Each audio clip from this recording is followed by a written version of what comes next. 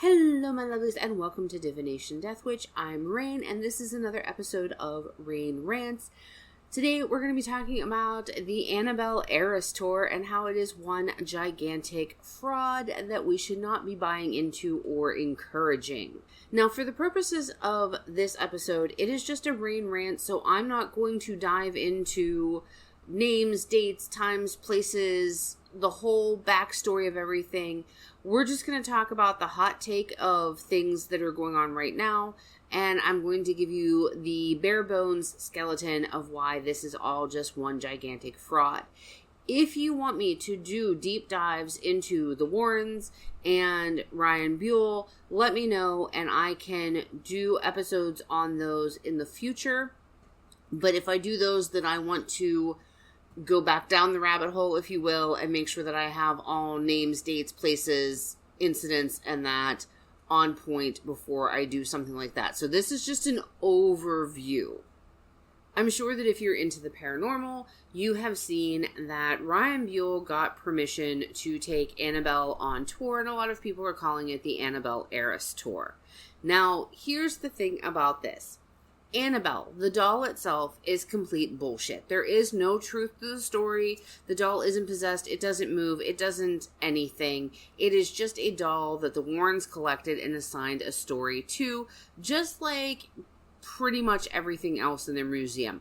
Can I discount that there might be one or two authentic items in their museum that have paranormal connections? No. Statistical probability, they've probably dumb-fucked into one or two.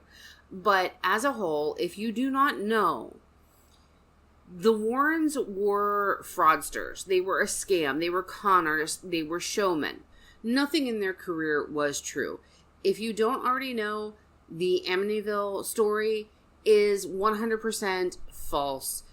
Maybe one or two things went bump in the night according to one of the children, but the whole story itself is false. Ronnie DeFeo's attorney came up with the idea. He contacted the Lutz family and conspired with them. It was actually part of Ronnie DeFeo's defense. Now, how do I know this?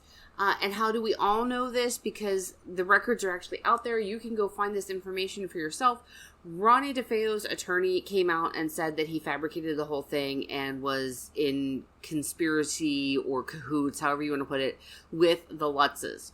When he contacted the Lutzes, they were a little skeptical of him. So when he came over for a dinner to discuss the whole plan, then the Lutzes actually recorded the conversation with the attorney. So both the attorney has come out and said that it was all concocted in order to try to either get Ronnie DeFeo completely off on the murder charges or to at least lessen his sentence or get him into a mental health facility instead of prison. And the Lutzes have at some point released the recording of the dinner where the attorney approached them. They came up with the whole plan and everything, and they did financially benefit from this scheme, which the Warrens were in on. They knew and they helped with this fabrication in this story. So if you have any question in your mind, you can do a little bit of research. Doesn't really take much at all, and you can find out that Amityville is 100% a hoax. Never happened. We also know that the famous Enfield haunting was a hoax as well. So what about Ed Warren's evidence in these cases? Well, here's the thing. The equipment that Ed used at the time, one of the criticisms that have always been levied against the Warrens is that specifically the type of equipment that Ed used allowed him to very easily manipulate the evidence. You have to remember that as long as photography has existed, as long as audio recording has existed, there have been ways to alter these forms of media. From the beginning of photography, there have been spirit photos or ghost photos that were manipulated by the photographer during development or through double exposure and things like that. And also, don't forget about the infamous or famous, however you want to look at it, ectoplasm photos that supposedly were taken during seances during the modern spiritualist movement. So what evidence the Warrens did put forth as proof of the paranormal was likely all doctored. Maybe they had one or two interesting photos that just happened to be interesting. Maybe they had one or two sounds come up on recordings that happened to be interesting, but by and large, we know that it was faked. The other thing you want to remember about the Warrens is that a lot of the cases they are attributed to, they never actually worked on. They literally phoned it in. So there's a lot of paranormal cases throughout history that are associated with the Warrens, or the Warrens claim to work on, but all they did was Lorraine gave a phone call to whoever was experiencing the phenomena and talked with them over the phone, and that was the extent of work that they did on those paranormal cases. Keep in mind also that even if you believe in demonology, and y'all know how I feel about the D word, but even if that is your belief system and you run with that, that's fine, that's your choice. But even if you do, it is all considered theory. None of it is proven, even by those who are running in those circles, even by the church that supports it. And mind you, not all facets of the church support demonology or acknowledge it, but for those who do, it's still considered theory. They don't consider it known facts per se, at least those who are objective in any way, shape, or form.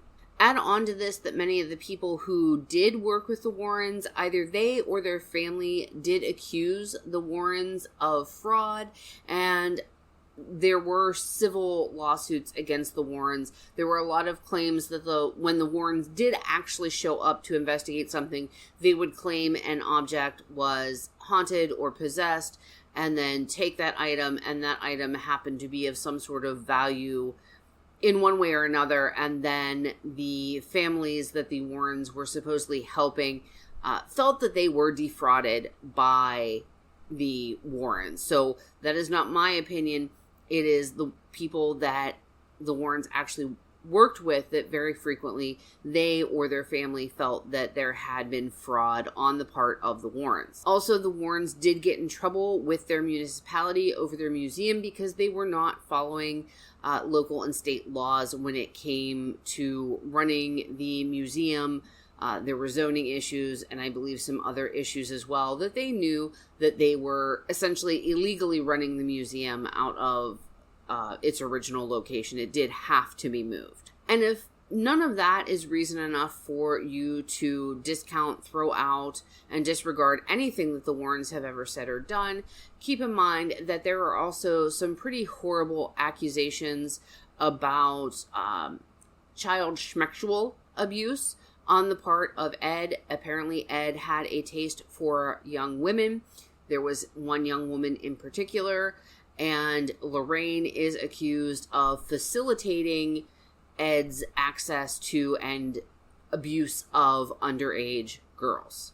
And I have not seen the contracts for the movies, but I'm sure you are all aware of the movies that were based off of Ed and Lorraine Warren.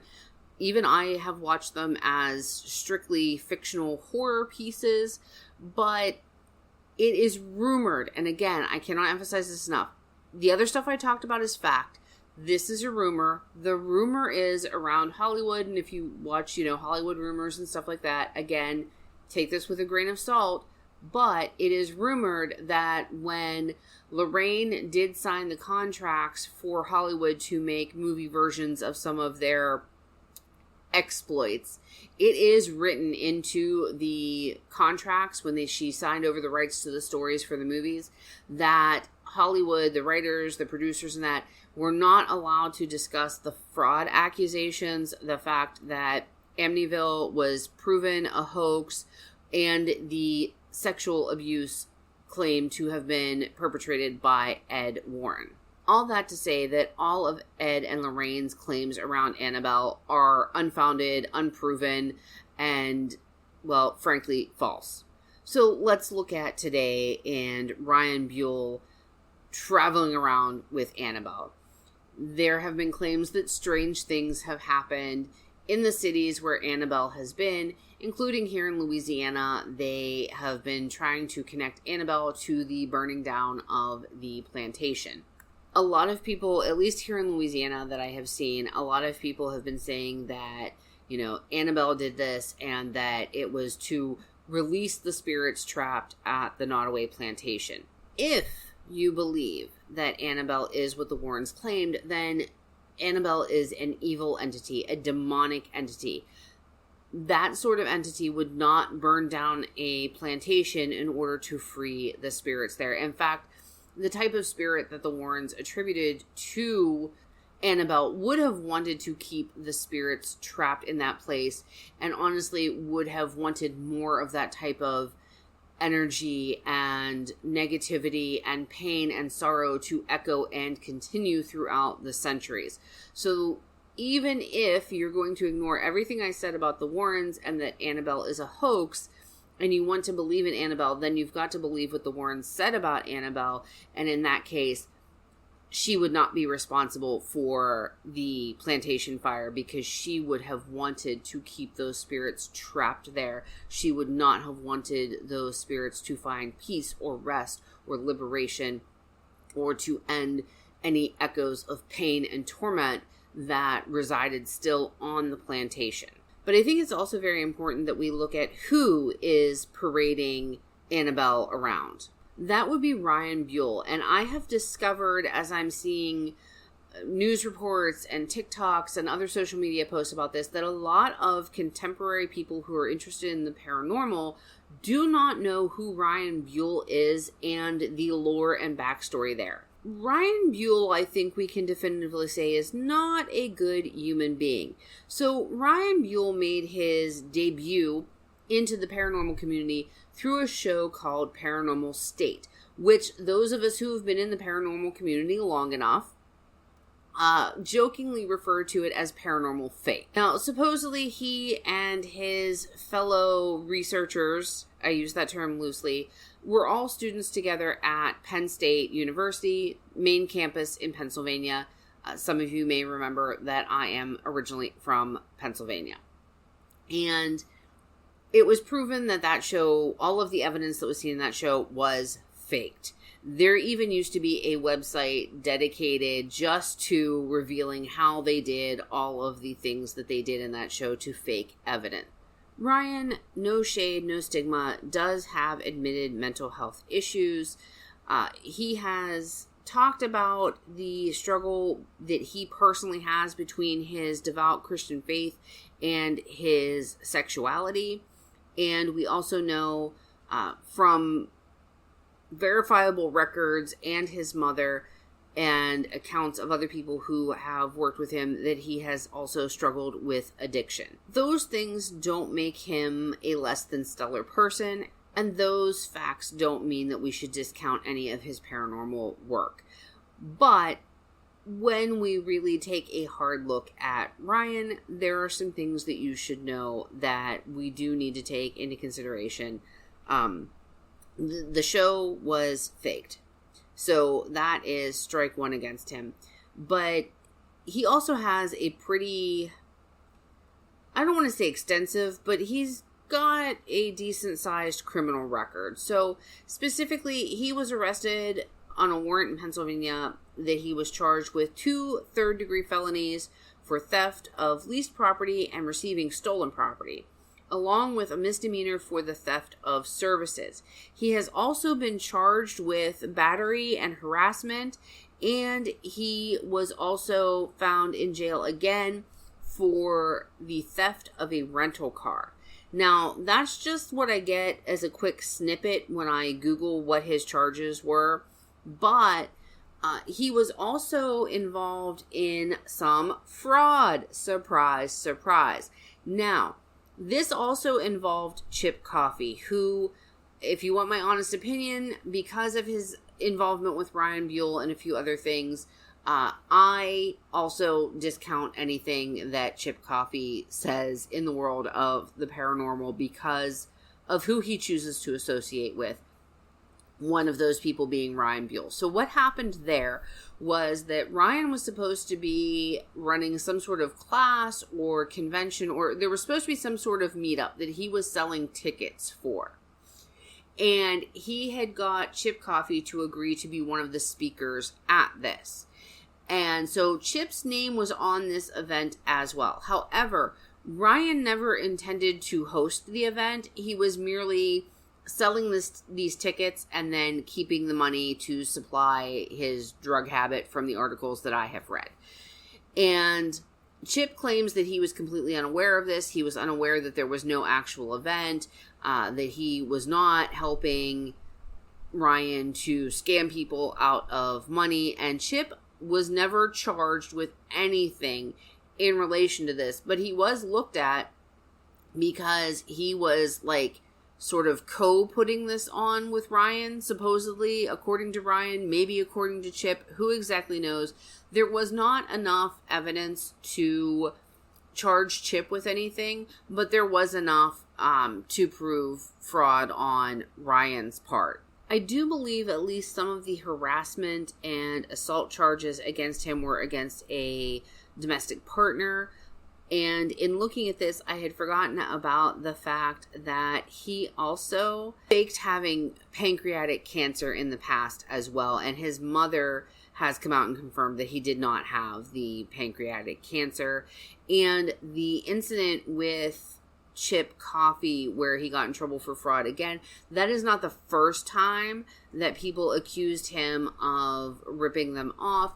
There were events before that either Ryan no-showed at or canceled last minute and did not issue any refunds for. Hopefully that paints a picture for you as to who Ryan Buell is and why we need to disregard anything that he says in the paranormal community, and we really need to not encourage this type of stuff in the paranormal community anymore. We cannot stand by and allow people who are con artists, who have ripped people off, who have hurt people, to continue to promote these false narratives within the paranormal community, because it is detrimental to all of us. It is detrimental to the research and the scientific advancement of this field. It is detrimental to those who have experienced paranormal phenomena and activity, and it's detrimental to the credibility of anyone who's trying to do honest, legitimate work within the paranormal field. And I think it's detrimental to us as a society as well, because it taints our cultural identity when it comes to the spiritual world. And this goes beyond just any specific religion, but just as a people all over the world, we have spiritual identity, we have cultural spiritual identities, different things that happen here or there depending on what culture you are a part of. And fraud like this, manipulation like this, deceit like this is detrimental on all levels in the paranormal community. So my urge to you is to not engage with anything that benefits the Warrens' estate. Yes, Ed and Lorraine are both passed over, but I believe it's their son-in-law. I don't know. I haven't kept track of who runs the museum. It had been passed down to their son-in-law and their daughter because their son-in-law had followed in their footsteps. I'm not going to go, for the purposes anyhow of this episode, and look up who currently owns the museum, but I encourage you not to support anything that supports the Warrens or their estate, or appears to give any sort of legitimacy to the Warrens and their claims. And when it comes to Ryan, who is still alive and is trying to get himself back into this community, I highly encourage you not to engage with any of his content, to basically just ignore him, pretend as if he doesn't exist, because even bad publicity in this case is going to get his name back out there and is going to just fuel him to do more of what he has done in the past. Because we have a saying in psychology, the best predictor of future behavior is past behavior. And he has a very established track record of fraud and violence and just a whole host of unsavory things, and both in the mundane aspect and in the paranormal community. So those are my thoughts on the Annabell Eras Tour. I hope that you have enjoyed today's episode. I know it's been a hot minute since I've done an episode, so I really wanted to get this one out for you to enjoy. If you would like to support the channel, there is a link down in the description box to buy me a coffee, or you can book a reading with me or one of the other services I offer through my website. Until I see you again, my lovelies, blessings to you wherever your journey finds you.